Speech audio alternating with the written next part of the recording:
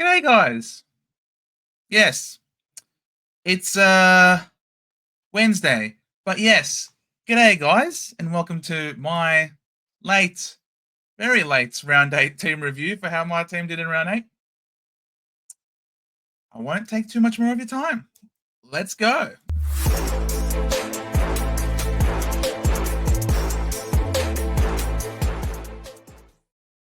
Yes, sincerest apologies for my delay.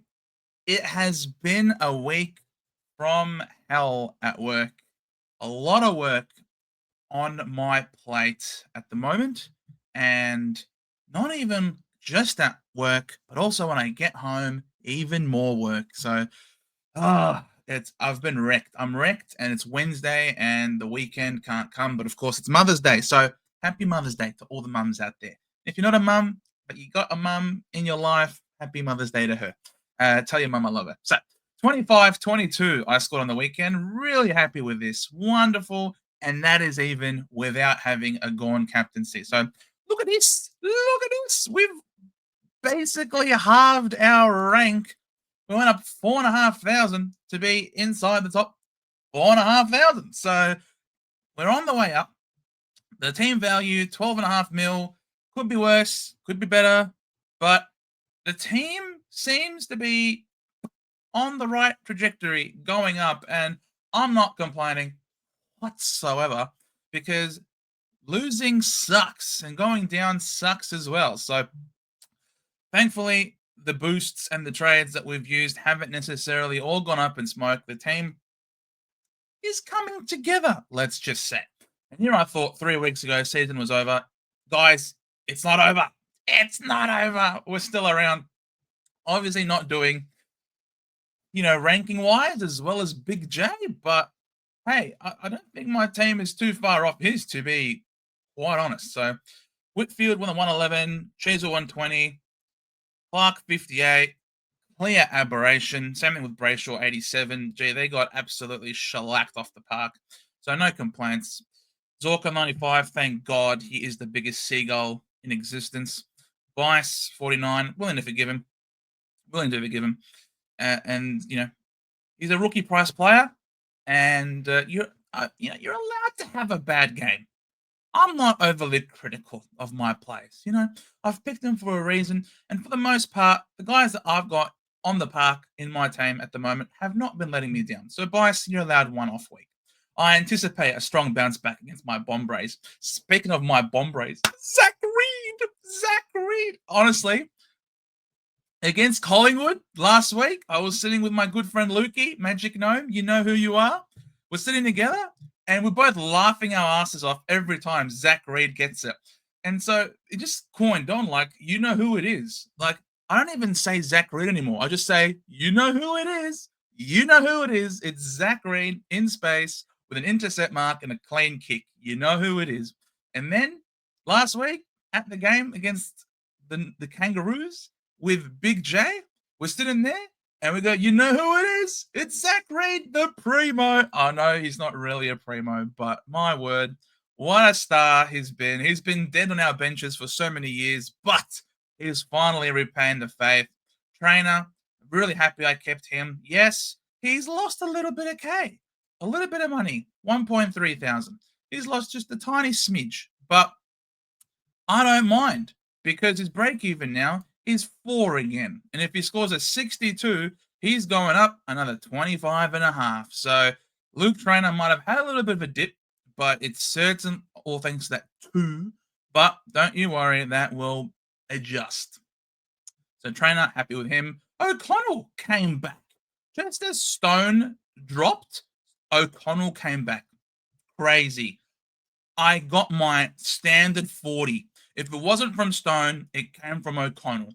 So having that token 40 on the bench, the universe looked after me this week. Day costed an 89, was tagged out of the game. Zach Merritt, what a man. It was the Essendon Merritts versus North Melbourne in that last quarter. He saved us.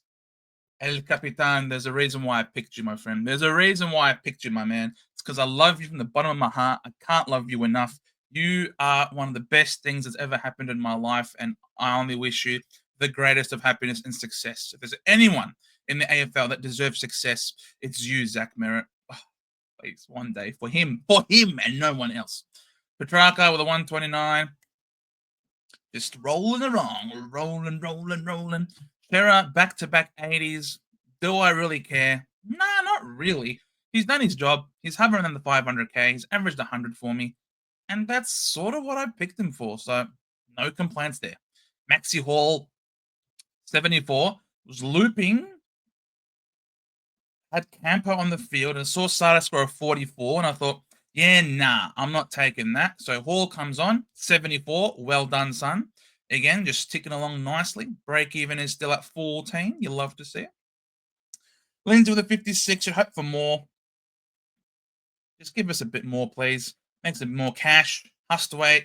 We went early on because we knew he had the role. We knew he had the good matchup, and he scored 82. Well done.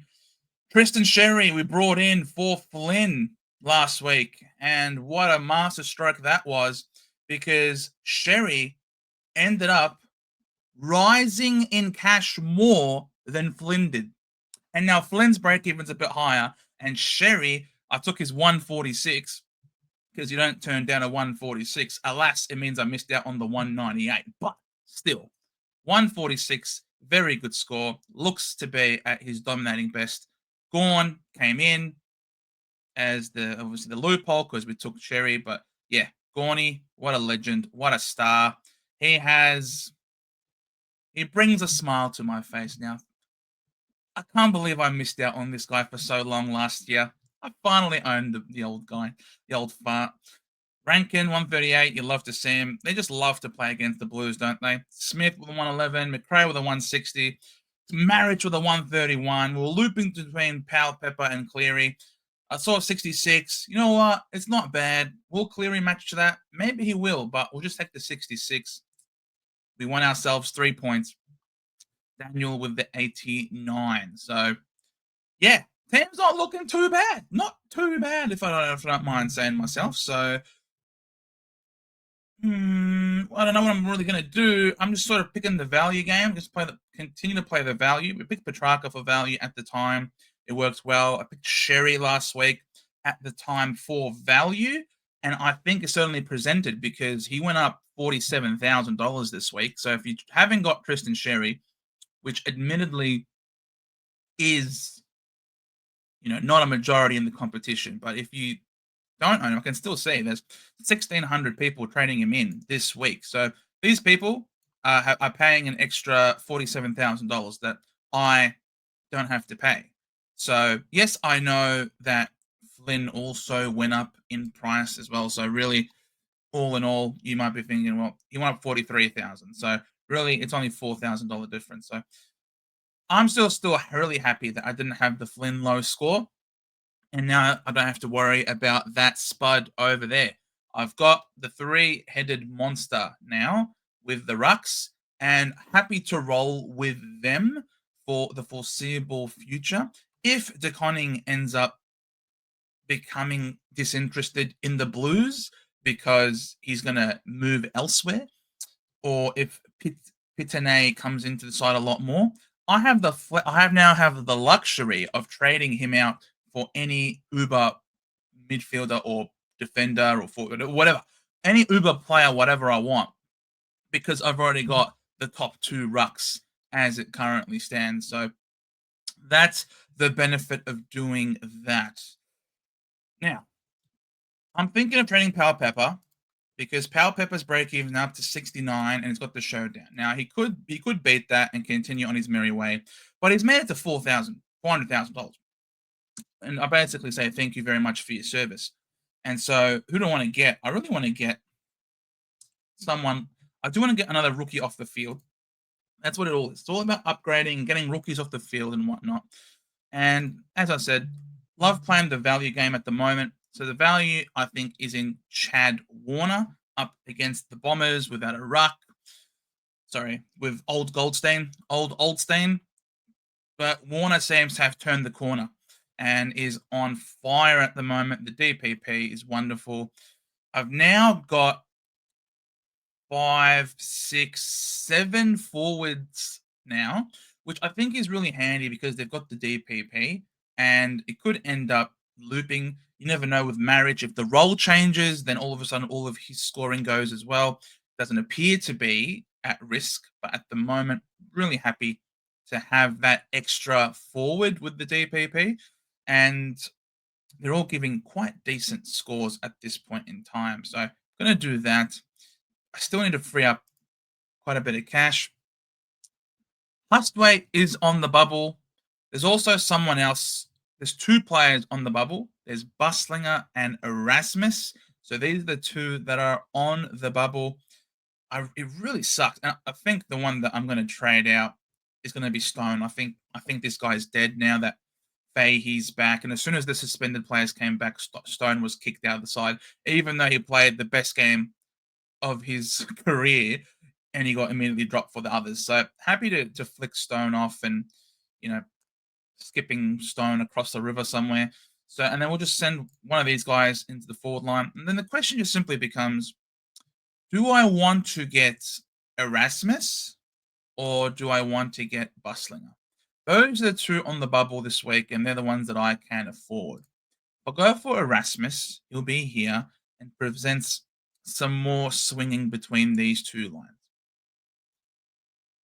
But Erasmus, I don't really think he has the best job security, and he just screams sub risk, doesn't he? The fact that he got dropped for mother flipping Quinton Narkle of all people just goes to show I don't know how high up he is on the pecking order. Now he has been named this week, which is obviously good for him. But is he just going to be a sub, or is he going to be subbed out? Is he gonna last? I don't know. And then when you look at the defense in the back line, if we swing Shazel here, we've got Jed Buslinger, who was used as the sub in his second game. And that is tragic. Now, I know Bevo has said that he's not going to use him as the sub this week. But this 4 is going to be in his system for the next 2 games and will stunt his cash gen. I know Trainer also had a 2 in his system, but Trainer was used as the sub after a number of weeks of playing, whereas Buslinger played the 1 game and then immediately was used as the sub the next. So he obviously plays for Bevo, which is a major issue. So I'm not really sure which way I want to go. If I want to, for me, it becomes a question of, well, which line can I afford to play the extra rookie? And to be honest, I'm not entirely sure. If I was select Buslinger, I'd have Trainer on field ahead of him. And so I'd be fielding Bice, Reed, and Trainer in the back line. But if I don't go with Buslinger and I get someone like Erasmus, for example, I don't think I'd be fielding Erasmus over Sardis. But also at the same time, Sardis has got some questions because Coldwell's back this week. Parrish is not far away. For Erasmus, Nathan O'Driscoll's not that far away either. So based on those things, I feel more comfortable rolling the dice with the Buslinger personally. And yeah, I don't want to go early on Boxall because obviously there's Filippo and Clark to come back into the team. So I don't want to go early on Boxall. So that's another reason why. I just want to get someone on the bubble so that even if something was to happen to them, at least I've made some money. Because Gross at the moment, I don't know. Does he come back? I hope he does. Campo, we know he's dead. Boyd, we know he's dead. But the idea is we just need to keep getting that cash gen ticking over because there are a couple of players that we really want to, that we're really targeting in our midfield, which will be bellissimo. And that is, of course, the duo of Marcus Bontempelli and Zach Butters. If we can get these two sons of guns after their bye in round 13, will be glorious because we'll have them two, Bont, Butters, Dacos, Brayshaw, Merritt. We're going to have the Fantastic Five. Stuff the Fantastic Four. There is crap. They have been made redundant. We're going to have the Fantastic Five, the Fab Five, whatever you want to call them. And they're going to help carry our midfield to greatness. And I don't mind having the extra forward mid because one of them could end up being looping on the bench as an extra premium. Might be a bit hard given the number of trades that we have left, but this is what we're looking at the moment. Going to be fielding Trainer against West Coast, I think. Seems to be a good play. And I think these three are still capable rookies to be fielded. Look at Trainer. His average is, let's just call it 60, right? But that's obviously including the 2 that he had there. So if we take that out of the picture because he was the sub and played for 5 minutes, he's averaging 7.7. He's averaging 68 for us, you know? So he's averaging 68, Reed's averaging 72, and Bice is averaging 84. So is it the end of the world? No, not really. 68 is not the worst because he's still ticking away, making us money as well, which we're really keen. If he keeps going, if he goes at his average, say he keeps going, see if he goes 60s, he's still got, he can get to 300K in 3 weeks' time. Just going at 60. You know what I mean? So really happy to have still held Trainer. Reed ticking away, Bias ticking away. Sarda's happy to keep him there on the bench for now. No one plays earlier. Yep, happy to field Lindsay and Hustwaite.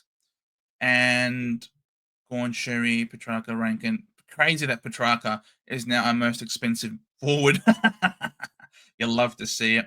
And Marich is now at F6. How cool is that? An F6 going a 131. That's pretty cool. So at the moment, we've got 5 rookies still on the field at this point, which, you know, I think is pretty handy, not too shabby.